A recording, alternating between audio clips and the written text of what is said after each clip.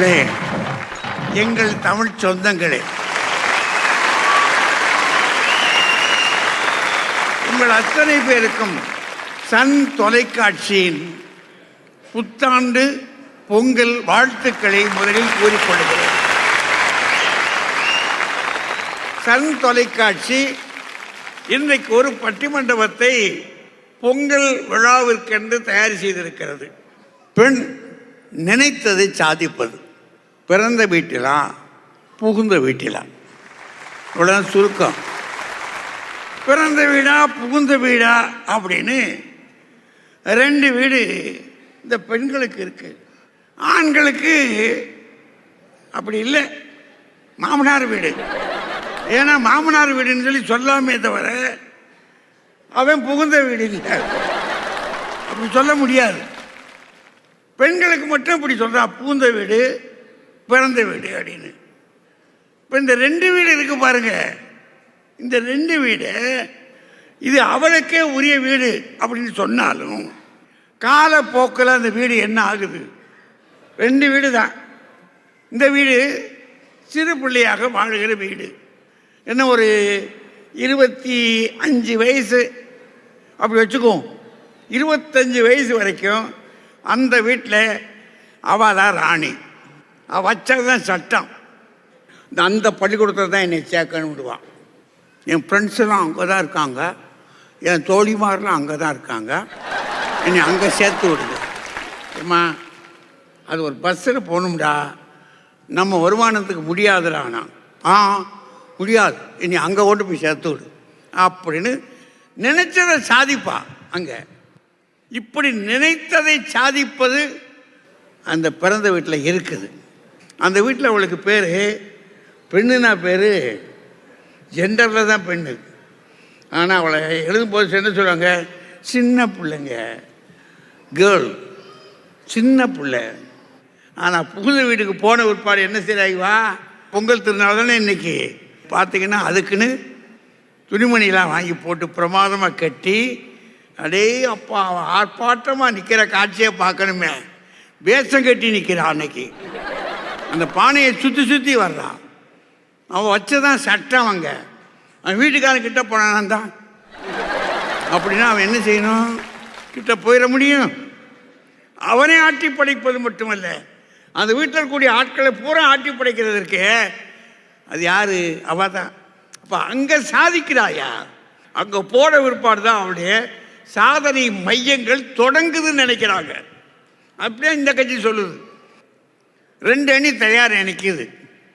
ஒரு அணி பிறந்த வீட்டில தான் அப்படின்னு சொல்றதுக்கு இந்த பக்கம் உட்கார்ந்துருக்காங்க முனைவர் ரேவதி. அவங்க ரொம்ப தெளிவான ஆள். மதுரையில் செந்தமிழ் கல்லூரியில் துணை முதல்வராக இருக்காங்க. அவங்க இந்த கட்சியில் நிற்கிறாங்க. நடுவில் இருக்காக பாருங்க, திருமதி கவிதா ஜவஹர். அவங்க ராஜபாளையம் தான். வழக்கமாக அவங்க கூட ஒன்று வரும், எல்லாரையும் மிரட்டுறதுக்கு. ஆனால் இன்னைக்கு வரல. இன்னைக்கு ரொம்ப கஷ்டப்பட்டு வந்திருக்காங்க அவங்க. அந்த கடைசியதுக்காக பாருங்க, திருமதி பாரதி பாஸ்கர். அவங்க எங்கேருந்து வந்திருக்காங்கன்றது உங்களுக்கு தெரியும். அவங்க சரியான சுப்ரீம் கோர்ட் வழக்கறிஞர். ஆக இந்த 3 பேர் இருக்காக பாருங்க, கடுமையான ஆட்கள். இவங்க பிறந்த வீடுதாயா எங்களுடைய ராஜ்யம், அங்கே தான் எங்களுடைய சாதனைன்றாங்க. நாங்கள் ஆடுவதும் பாடுவதும் சாதிப்பதும் அங்கே தான். இந்த பக்கத்தில் புலவர் ஐயா இருக்காரு, ராமலிங்க, சென்னையிலேருந்து வந்திருக்காரு. அவர் சொல்கிறாரு, அங்கங்கேயா சாதனை இருக்கு? அவருடைய சாதனை நடக்கிற இடமே புகுந்த வீடு தான் அப்படின்னு அவர் அழுத்தமாக நிற்கிறார். நடுவில் இருக்கார் பாருங்க, அவரும் சென்னைக்காரர் தான், தம்பி சிவகுமார். அவரும் சொல்கிறார், அங்கே ஆட்டி படைக்கிறது என்பது எது? இட்லி தோசைக்கு மாவு ஆட்டுறது இல்லை, அத்தையை ஆட்டுறது, மாமனாரை வெளியே ஓட்டுறது எல்லாம் அங்கே தான். மாமனாரையே காணமையா? அவர் எந்த கடவுளை போய் உட்கார்ந்துருக்காரோ ஆக சாதனை என்பது எங்கே? புகுந்த வீட்டில் தான் அப்படின்னு இந்த பக்கம் அவர் பேசுகிறாரு. அந்த கடைசியாக இருக்காரு பாருங்க,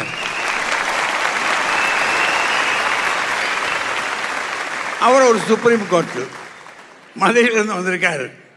ஆக இந்த 3 பேர் அழுத்த திருத்தமாக நிற்கிறாங்க. நம்ம எல்லாரும் வீடுகளிலேருந்து வந்திருக்கோம். சில பேர் கூட்டிகிட்டு கூட வந்திருப்பீங்க.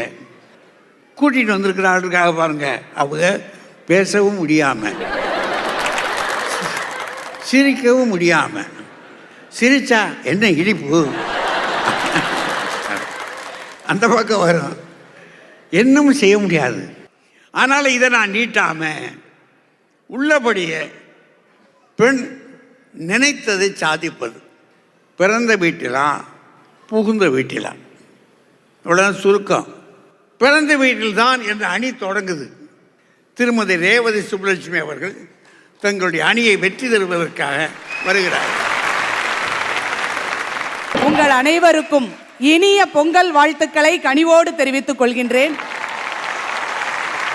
நடுவர் அவர்களே, பெண்கள் நினைத்ததை சாதிப்பது பிறந்த வீட்டிலே அப்படின்னு நாங்க பேச வந்திருக்கோம். பிறந்த வீடுங்கிறது வெறும் செங்கல் சிமெண்டால கட்டப்பட்டது இல்ல. புகுந்த வீடு எதனால கட்டிருக்காங்கம்மா? பிறந்த வீடு வெறும் உருவங்கள் நடமாடும் இடம் அல்ல, உள்ளங்கள் உறவாடும் இடம். அங்கதான் எங்களுக்கு உணர்வு பூர்வமான பாசம் கிடைக்கும், பாதுகாப்பு கிடைக்கும், உரிமை இருக்கும், சுதந்திரம் இருக்கும். அப்படிப்பட்ட பிறந்த வீட்டுல தான் நாங்க நினைச்சதெல்லாம் சாதிக்க முடியும் அப்படின்னு நாங்க சொல்ல வந்திருக்கோம். பூந்த வீட்டுல பிசாசுகளா உட்கார்ந்துருக்கோம். ஆமா, அதை எங்க வாயால வேற சொல்லணுமா ஐயா? அங்க எப்படி எல்லாம் இருக்குங்கிறது போனால தெரியும். நடுவர் அவர்களே, ஒரு பிரச்சனை என்ன தெரியுமா? பிடித்ததை சாதிப்பது, விரும்பியபடி வாழ்வது அப்படின்னா 2 விஷயம் இருக்கு. ஒண்ணு, நமக்கு பிடிச்சதை செய்யறது, நமக்கு பிடிச்சதை கட்டாயமா செய்யறது ஒண்ணு. இன்னொன்னு என்ன தெரியுமா? பிடிக்காததை செய்யாம விடுறது 2. இந்த 2ஐயும் நாங்க செய்யக்கூடிய இடம், சுதந்திரமாக செய்யக்கூடிய இடம் எங்க பிறந்த வீடு தான். இப்ப பள்ளிக்கூடத்துல நாங்க படிக்கும் போது சாயங்காலம் வீட்டுக்கு வருவோம் இல்லையா? சாயந்தரம் வீட்டுக்கு வரையில பசியோட வருவேன். வீட்டுக்கு வந்த உடனே எங்க அம்மாட்ட கேட்பேன், அம்மா என்ன சாப்பாடு? உடனே எங்க அம்மா புளிக்குழம்பு வச்சிருக்கேன்னு சொன்னா போதும். எனக்கு பிடிக்காது, எனக்கு புளிக்குழம்பு வேண்டாம், நான் சாப்பிட மாட்டேன், கோபமா சொல்லிட்டு போய் படுத்துக்கிடுவேன். எங்க அப்பா, எங்க ஆத்தா இல்ல, என் அம்மா இல்ல, வெறுவைத்தோட படுக்க கூடாதுமா, இரு அப்பா உனக்கு புரோட்டாவும் வறுவலும் வாங்கிட்டு வரேன், உனக்கு பிடிச்சத வாங்கிட்டு வரேன்னு சொல்லி வாங்கிட்டு வந்து என்ன சாப்பிட வச்சு தூங்க வைப்பாங்க. இந்த நிலைமை புகுந்த வீட்டுல நடக்குமா? நான் சாப்பிட்டனா இல்லையான்னு கூட யாருக்கும் தெரியாது இல்லையா? பார்த்து பார்த்து நம்மளை சாப்பிட வைக்கிறது பிறந்த வீடா தான் இருக்கும். ஆகவே பிறந்த வீட்டில் ஒரு திண்ணி பண்டாரமா வளர்றீங்க. சாப்பாடு முக்கியம் இல்லையா? நடுவர் அவர்களே, காலையில லேட்டா எந்திப்போம். அதுவும் ஞாயிற்றுக்கிழமை ஆனா எங்களுக்கு நேரடியா 12 மணிக்கு தான் தூக்கமே விழிப்போம். ஆனா புகுந்த வீட்டுல இது நடக்குமா? நடக்குமா? நடக்குமா? லேட்டா எந்திரிச்சோன்னு வைங்களேன், சுப்ரபாதத்தோட தான் எந்திக்கணும். 8 மணி வீடு விளங்குமா? அந்த அம்மா பேசும். ஆமா, உங்க மாமியாருக்கும் அது புகுந்த வீடு தானே, அது எத்தனை மணிக்குமா எந்திரிக்கும்? அவங்க சீனியர் ஆயிட்டாங்கல்ல ஐயா, வயசான காலத்துல தூக்கம் வராது அந்த அம்மாவுக்கு, நடுராத்திரியில இருந்து நடமாடிக்கிட்டே இருக்கும். இதுதாங்க புகுந்த வீட்டினுடைய அழகு. உங்க மாமியார் அப்படி பேசும்போது உங்க வீட்டுக்காரர் என்னமா செஞ்சாரு?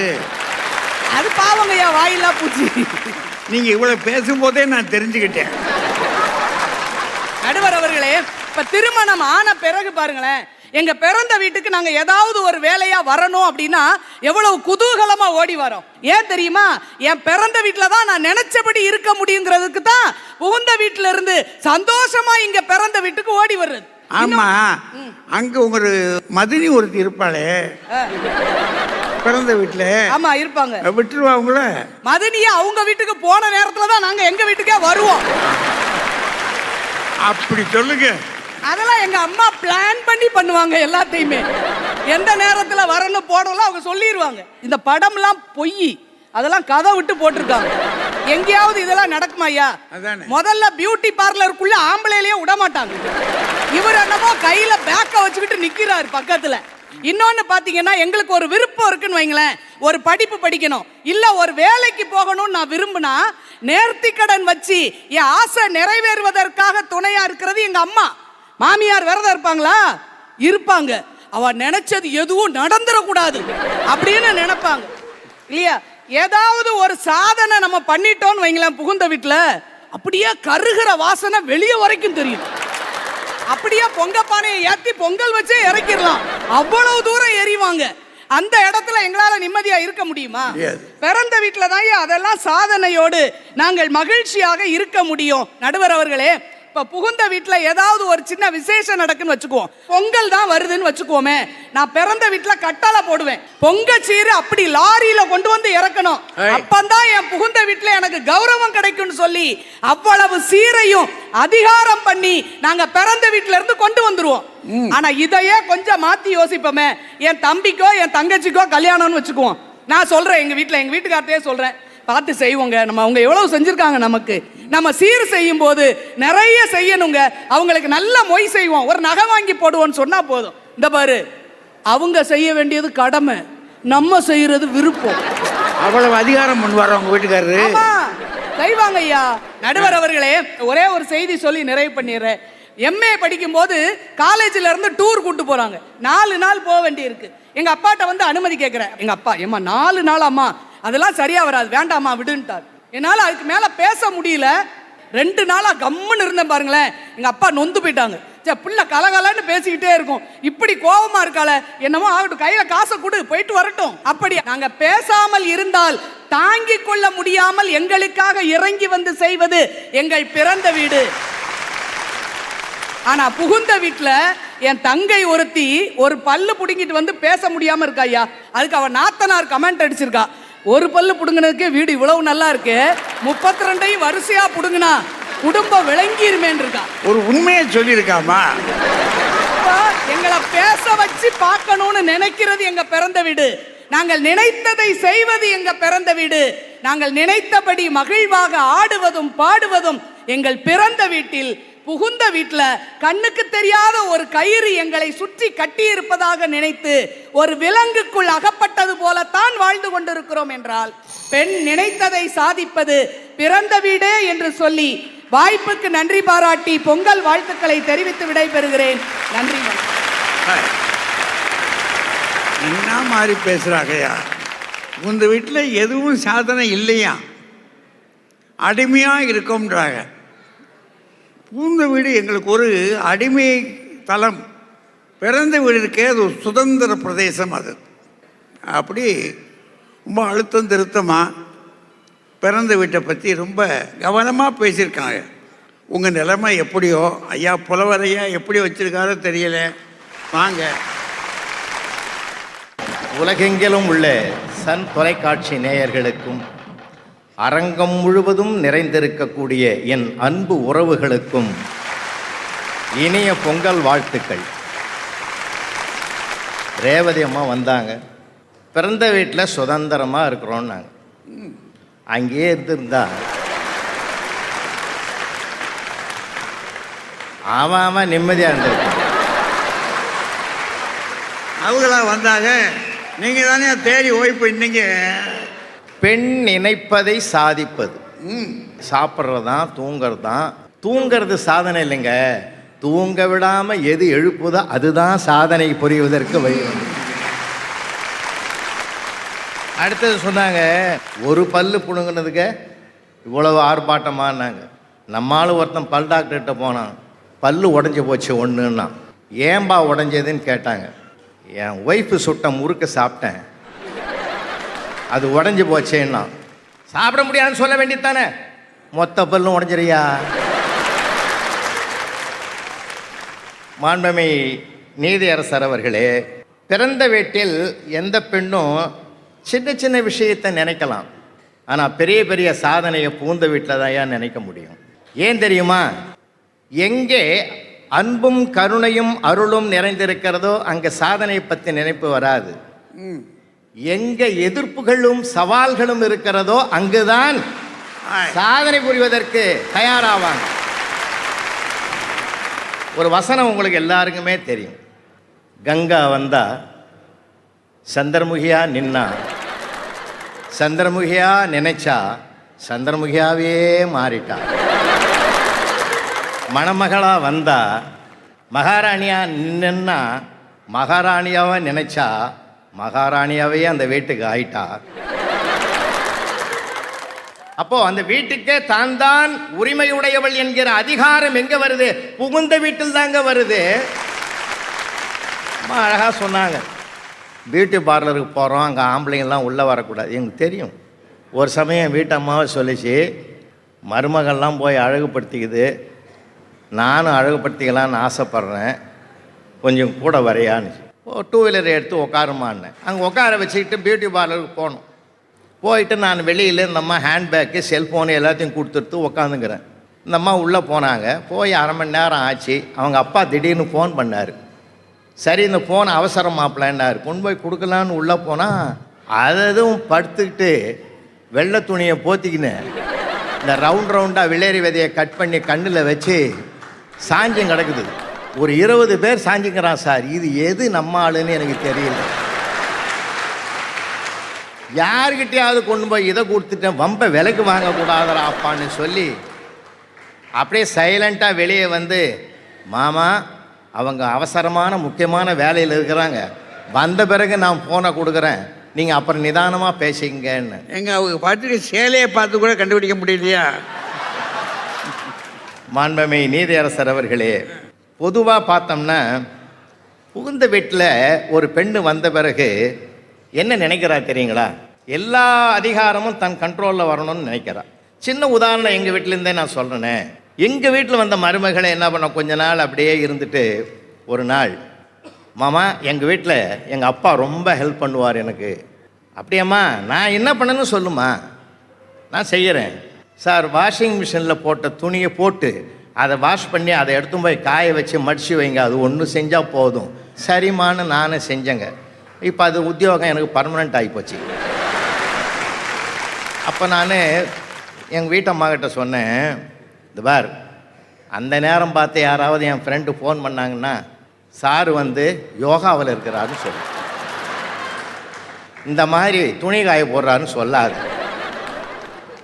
அவளும் அதே மாதிரி ஃபோன் வந்திருக்குது சொல்லிட்டா. சரி, நானும் அந்த ஃப்ரெண்டுக்கு ஃபோன் பண்ணேன். அவங்க வீட்டு அம்மா எடுத்தது. சாருக்கிட்ட பேசணுன்னு, இல்லை அவர் யோகாவில் இருக்கிறாரு. அப்போ வீட்டுக்கு வீடு இதானா யோகா? இந்த பக்கம் பார்த்துட்டு இதை பேசி முடிச்சுட்டு ஃபோனை வச்சுட்டு அப்படி கிச்சன் பக்கம் வரேன். என் வீட்டம்மா கிரைண்டரில் மாவு போட்டு அரைச்சின்னு இருக்குது.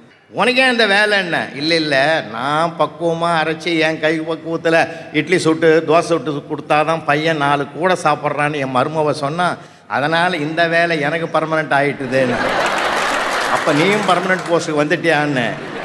அப்போ எனக்கு அவள் சொன்னா, சார் இந்த பாரு, இந்த நேரத்தில் என் ஃப்ரெண்டுங்க 2 யாராவது எங்கள் சொந்தக்காருக்கு ஃபோன் பண்ணாங்கன்னா மாவாரிக்கிறேன்னு சொல்லிடாத, என் மரியாதையாக போயிடும், நான் தியானத்தில் இருக்கிறேன்னு சொல்லிவிடு. இப்போது யோகாவுக்கும் தியானத்துக்கும் இப்போ தான் அர்த்தமே புரியுதியா வாழ்க்கையில். அன்பு நண்பர்களே, பெரியோர்களே, சாதாரணமானவதையெல்லாம் சரித்திரமாக்குவது புகுந்த வீடு தான் சார். புகுந்த வீடு தான். ஒரு சின்ன விஷயத்தை சொல்லி நான் நிறைவு செய்கிறேன் நீதியரசர் அவர்களே. ஒரு காலகட்டத்தில் நானே பஸ்ஸில் தான் போவேன், பஸ்ஸில் தான் வருவேன் நிகழ்ச்சிக்கெல்லாம்.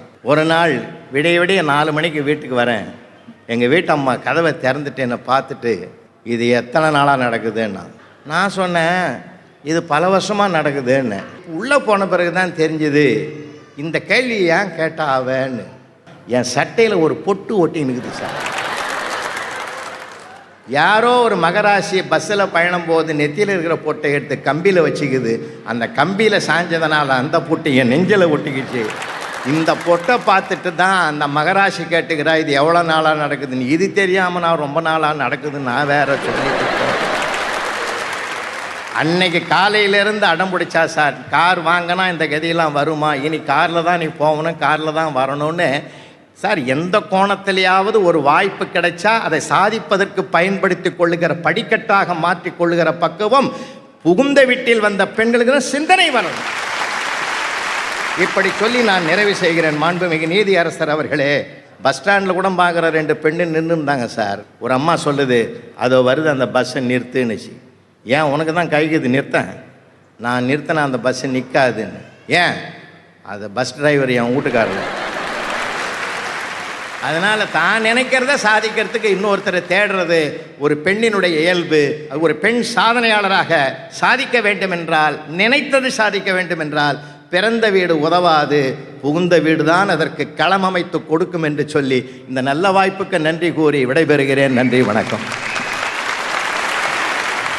எதிர்ப்பும் சவாலும் எங்கே இருக்கோ அங்கே தான் சாதனை தொடங்கும்ன்றாரு. உண்மைதானே? பிறந்த வீட்டில் எதிர்ப்பு இருக்காது, அங்கே செல்லம். புகுந்த வீட்டில் அப்படி இல்லை அப்படின்னு சொல்கிறார்.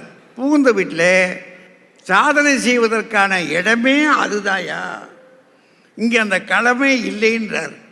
ஒரு கொஞ்சம் வலுவான விஷயந்தான் அது. என்ன சொல்ல போகிறாங்களோ? வாங்க திருமதி கவிதா ஜவஹர் வாங்க. உங்கள் அத்துணை பேருக்கும் என் அன்பின் இனிய வணக்கங்கள்.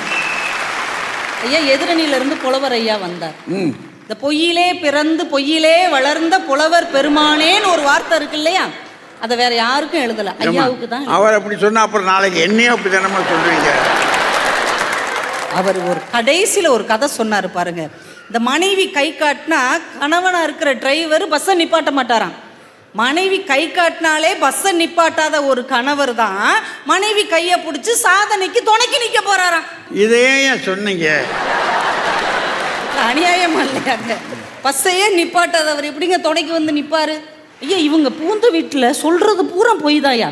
புலவர் ஐயா சொல்றது மட்டும் பொய் அல்ல, புகுந்த வீட்டில் சொல்வது எல்லாமே பொய் தான். இப்போ எங்கள் வீடு பிறந்த வீடு வாடகை வீடாக கூட இருக்கும், ஆனால் அது உண்மையானதாக இருக்குங்கய்யா. இவங்க பொண்ணு பார்க்க வரும்போது என்ன சொல்லுவாங்க தெரியுமா? மாப்பிள்ளைக்கு சொந்த வீடு இருக்கு அப்படிம்பாங்க. போனால் 4 அண்ணன் தம்பி இன்னும் இஎம்ஐ கட்டிக்கிட்டு கிடக்கும். எல்லாமே போய் மாப்பிள்ளை என்ன செய்கிறாரு? அவர் வெளிநாட்டில் வேலை பார்க்குறாரு, வெளிநாட்டில் வேலை பார்க்குறாருமாங்க. போய் பார்த்தா தான் ராம்நாட்டில் வேலை பார்த்துக்கிட்டு இருப்பாரு. இப்படி தொடங்குனதுலேருந்து கடைசி வரைக்கும் பொய்யை மட்டுமே சொல்லுகிற புகுந்த வீட்டில் எப்படிங்க நாங்கள் நினைச்சதை சாதிக்க முடியும்? உண்மையா பிறந்து உண்மையா வளர்க்கிற பிறந்த வீட்டில் மட்டும்தான் எங்க மனசையே நாங்கள் கொடுக்க முடியும். இதுல வேற ஐயா உட்காந்து இப்பதான் சமீபத்தில் சந்திரமுகி படம் பார்த்திருக்காரு போல. கங்கா கங்காவா வந்தா சந்திரமுகியா மாறுனா அப்படின்னார். இதுல இருந்தே தெரியுதா, கங்கா கங்காவா இருந்தது பிறந்த வீடு, கங்காவா இருந்தவளை சந்திரமுகியா மாத்துனது புகுந்த வீடு. ஏன்னா அங்க ஒரு சந்திரமுகி ரூம் இருக்கு, அங்க ஒரு சந்திரமுகி இருக்கு. அந்த கதவை திறந்த உடனே அது புகுந்துருது. ஏன் தெரியுமா புகுந்த வீடுன்னு பேரு? சந்திரமுகி புகுந்ததுனால அது புகுந்த வீடு என்று அழைக்கப்படுகிறது. ஐயா, நாங்கள் பிறந்த வீட்டில் டிசம்பர் மாத குளிரில் கூட நாங்கள் கேட்டோங்கிறதுக்காக சொட்டர் போட்டுட்டு போய் ஐஸ்கிரீம் வாங்கிட்டு வரோம் எங்கள் அண்ணன். அதுதான் எங்கள் பிறந்த வீடு. ஆனால் புகுந்த வீட்டில் ஏப்ரல் மாதம் கேட்டால் கூட ஏலியன்ஸை பார்த்த மாதிரி இறங்க பார்த்து ஐஸ்கிரீம்லாம் வாங்கி தர முடியாது. ஃப்ரிட்ஜில் ஐஸ் வாட்டர் இருக்கு, எடுத்து குடி. ஏமா இங்கே தாம்மா வீட்டுக்காரன்ற ஒரு வேலைக்காரர் இருப்பான். ஒரு வேலையும் செய்யாதவருக்கு பேருதாயா வேலைக்காரரு. எந்த சூழல்லையும் எங்க மனசை காயப்படுத்தாத வீடு தான் எங்க பிறந்த வீடு. நான் எங்க அம்மாட்ட கேட்டேன், அம்மா நான் ரொம்ப குண்டாயிட்டேன். யார் சொன்னது? கொஞ்சம் ஜப்பியா பூசண மாதிரி இருக்கு அப்படின்னு. எங்க மாமியார் சொல்லுது, அதெல்லாம் நம்பாத, பூசணிக்காய் மாதிரி இருக்க, ஓவர் வெயிட், உடம்ப குறை அப்படிங்கிறாங்க. எந்த அளவுக்கு எங்க மனசை காயப்படுத்துறாங்கய்யா. ஆனா பிறந்த வீட்டுல எங்களை விட்டு கொடுக்கவே மாட்டாங்கய்யா. சாதாரணமாவே பாருங்களேன், பிறந்த வீடு நாங்க எதை சொல்லுவோங்கய்யா? அம்மா வீடு. புகுந்த வீடு மாமியார் வீடு. நம்ம ஊர்ல மாமியார் வீடுங்கிறதுக்கு என்ன அர்த்தம்? அவங்களுக்கு புரிஞ்சிருச்சியா, புலவர் ஐயாவுக்கு தான் இன்னும் புரியல. அப்ப அங்க இருக்கிறவங்க எப்படி மகிழ்ச்சியாவும் சாதனை செய்யறவங்களாவும் இருக்க முடியும்? ஐயா, பிறந்த வீடுங்கிறது ஸ்டேட் கவர்மெண்ட் மாதிரி. நம்ம லாங்குவேஜ், நம்ம மக்கள், நம்ம ஊரு, நம்ம வச்சதுதான் சட்டம். அது பிறந்த வீடு. புகுந்த வீடு சென்ட்ரல் கவர்மெண்ட் மாதிரி. நம்ம ஒன்று சொன்னால் அவங்க ஒன்று செய்வாங்க, நம்ம ஒன்று கேட்டால் அவங்க ஒன்று கொடுப்பாங்க, நம்ம ஒன்று நினச்சா அங்கே வேற ஒன்று நடக்கும். இப்படிப்பட்ட பொழப்புதாயா புகுந்த வீட்டில் எங்களுக்கு நடந்துக்கிட்டு இருக்கு. ஏன் பிறந்த வீட்டில் நாங்கள் சாப்பிட்டதுக்கு அப்புறம் தான் ஏன் மற்றவங்க எல்லாரும் சாப்பிடுவாங்க. ஆனால் மற்றவங்க எல்லாரும் சாப்பிட்ட பிறகு மிச்சம் இருக்கிறத சாப்பிட்றோம் பார்த்தீங்களா, அதுதான் புகுந்த வீடு. ஐயா, புகுந்த வீட்டில் சாப்பிட்டே எப்படி இருக்கீங்க? ஐயா, அவங்க பிடிக்காததெல்லாம் மிச்சம் போட்டு அதை சாப்பிட்டு இப்படி ஆயிட்டோயா. அதை சாப்பிட்டே இப்படி இருந்தா பிறந்த வீடுன்னா என்ன சும்மாவா? பிறந்த வீடு தாங்க என்ஜாய்மெண்ட்டு, புகுந்த வீடு கமிட்மெண்ட்டு. ஓ, 25 வருஷமா நாங்க விருப்பப்பட்ட எல்லாத்தையும் நிறைவேற்றி வைக்கிற ஒரு எங்க அப்பா. நான் குழந்தையா பிறக்கும் போதுல இருந்து எனக்கு ஒரு குழந்தை பிறக்கிற வரைக்கும் தன்னையே தியாகம் செய்யற எங்க அம்மா, எனக்கு கொடுத்தது போக தான் எடுத்துக்கிற என்னுடைய அக்கா, இப்படிப்பட்ட சூழல்ல நான் நினைச்சதை சாதிக்க முடியுமா? இல்லைனா என்னை பார்த்தாலே கடுப்பாகிற ஒரு மாமியார், பார்க்காமலேயே கடுப்பாகிற ஒரு நாத்தனார், வேலை மட்டுமே ஏவற ஒரு மாமனார், நம்மளை காமெடி பீஸாவே நினைக்கிற ஒரு கணவர், இப்படிப்பட்ட புகுந்த வீட்டில் எங்க கனவை நாங்க நிறைவேற்ற முடியுமா என்பதை நான் உங்க கைதட்டல் மூலமாவே தெரிஞ்சுக்கிறேன். ஐயா, நம்ம ஊர்ல தமிழ்ல வீடு அப்படின்னா சொர்க்கம் தானே அர்த்தம். உண்மையிலே வீடு சொர்க்கமாக இருப்பது எங்க தெரியுமா? பிறந்த வீட்டுல மட்டும்தாங்க ஐயா. பிறந்த வீட்டுல நாங்க ராணி மாதிரி இருப்போம், புகுந்த வீட்டுல தேவையில்லாத ஆணி மாதிரி எங்களை வச்சிருக்காங்க ஐயா.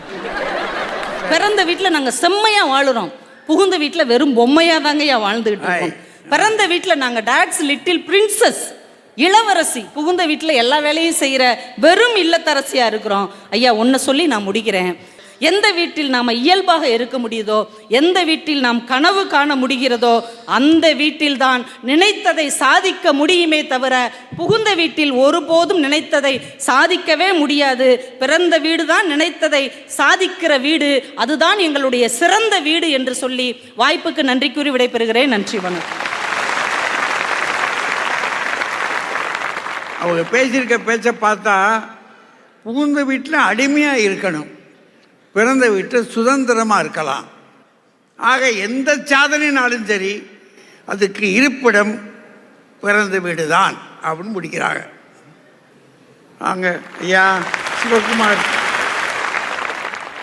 அருமை தமிழர்களே, உங்கள் அனைவருக்கும் அன்பான வணக்கங்கள், பொங்கல் வாழ்த்துக்கள். கவிதா ஜவஹர் பேசின பேச்சு ரொம்ப நெகிழ்ச்சியா இருந்தது. உண்மையை சொல்லியிருக்காங்க ஐயா. பிறந்த வீடுங்கிறது என்ஜாய்மெண்ட், புகுந்த வீடுங்கிறது தான் கமிட்மெண்ட். கேள்வி சாதிப்பது எதை, எங்கே அப்படின்ற தானே. யார் ஒருவர் தன்னுடைய என்ஜாய்மெண்ட் சுகத்தை கூட தியாகம் செய்துவிட்டு தன் கமிட்மெண்ட் என்னவோ அதை நிறைவேற்றுகிறார்களோ அவர்கள்தான் உண்மையிலேயே சாதிக்கிறார்கள். சுகவாசிகளாக சும்மா உக்காந்துக்கிட்டு பரோட்டா குருமா தின்றது, படுத்து தூங்கிறது, இதெல்லாம் சாதனைன்னு சொல்றதுக்கு ஒரு 3 பேர், வீட்டில் 3 கணவன்மார்களும் அவர்களுடைய அப்பா அம்மாவும் உங்களை வாழ்த்தி வழி அனுப்பினால தான் இன்னைக்கு 3 பேர் மேடையிலிருந்து உலகம் முழுக்க பிச்சு உதறிட்டு இருக்கிறீங்க. நன்றி வேணும்ல, நன்றி. நான் ஒரே ஒரு கேள்வி தாங்க கேட்கிறேன். இல்லத்து அரசி அப்படின்னா அரசி நினைத்ததை செய்ய முடியும், வைத்ததுதான் சட்டம். ஆமா. இந்த இல்லம் என்பது பிறந்த இல்லத்தை குறிக்கிறதா, புகுந்த இல்லத்தை குறிக்கிறதா? தமிழ் மொழியே ஒத்துக்கிட்டு இருக்கு, நீங்க வச்சதுதான் சட்டம், நினைச்சதுதான் நடக்கும் என்பது புகுந்த இல்லத்தில் தான். அப்படிங்கிறதுனால தான் திருமணமான பெண்ணுக்கு இல்லத்தரசின்னு பேரு. எங்கேயாவது எங்களை இல்லத்து அரசர்னு சொல்றாங்களா நடுவர் அவர்கள்? அட, இல்லத்து சிற்றரசர்னாவது சொல்றானா, ஒரு மந்திரின்னு சொல்றானா? நம்ம வெறுமன வாயில் காப்போன் மாதிரி வாசல்ல நின்றுட்டு இருக்கிறோம். ஏதும் இல்லான்னு சொல்றானே நடுவர் அவர்களே. இல்லாள் அப்படிங்கிற சொல் யாரை குறிக்குது? அவங்கள்தான். அதுல வர இல்லா, அதே நம்மள இல்லான் அப்படின்னா என்ன அர்த்தம்? ஒண்ணுமில்லாத வெறும்பையான்னு அர்த்தம்.